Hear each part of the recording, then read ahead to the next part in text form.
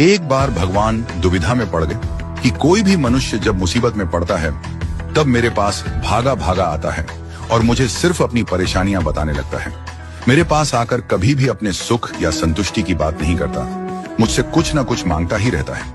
अंततः भगवान ने इस समस्या के समाधान हेतु देवताओं की बैठक बुलाई और बोले, हे देवों, मैंने मनुष्य की रचना करके स्वयं ही कष्ट मोल ले लिया है।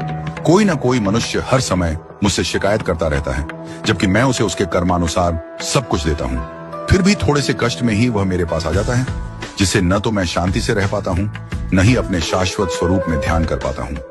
कृपया आप लोग मुझे ऐसा स्थान बताएं जहां मनुष्य कभी न पहुंच सके। प्रभु के विचारों का आदर करते हुए देवताओं ने अपने अपने सुझाव देने आरंभ किए। गणेश जी बोले, आप हिमालय की चोटी पर चले जाइए।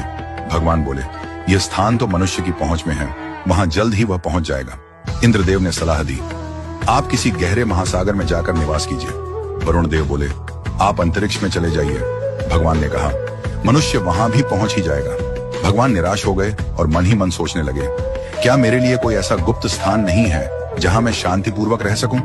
तभी सूर्यदेव ने मुस्कुराते हुए सुझाव दिया, प्रभु, आप ऐसा करें कि मनुष्य के हृदय में जाकर बैठ जाएं। मनुष्य सदा आपको बाहर मंदिर, तीर्थ, पर्वत, गुफा, आकाश पाताल में ढूंढता रहेगा, लेकिन वह कभी अपने भीतर झांकने की कोशिश नहीं करेगा।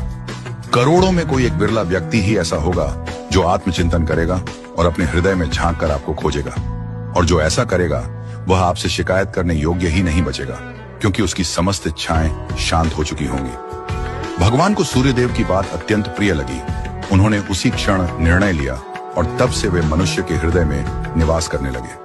तभी से मनुष्य अपने दुख दर्द लेकर मंदिर, तीर्थ, आकाश पाताल सब जगह भटक रहा है, लेकिन उसे ईश्वर का साक्षात्कार नहीं हो रहा, क्योंकि वह सबसे अंतिम स्थान अपने हृदय के भीतर हम देखता ही नहीं। मनुष्य का मन सदा बाहर की ओर खुला रहता है, संसार की ओर भागता है, परंतु हृदय रूपी मंदिर की ओर उसका द्वार बंद होता है।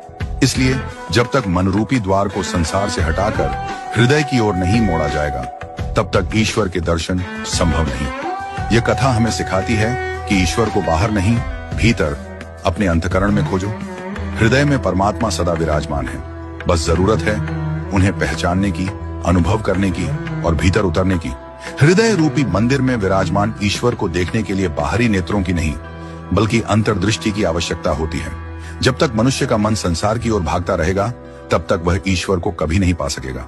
जैसे किसी गहरे कुएं में देखने के लिए ऊपर की चमक से ध्यान हटाना पड़ता है, वैसे ही ईश्वर को पाने के लिए मन को संसार से हटाकर अंतर मन में डुबाना होगा। सच्ची शांति, सच्चा सुख और सच्चा ईश्वर बाहर नहीं, भीतर है। इसलिए यदि ईश्वर को पाना है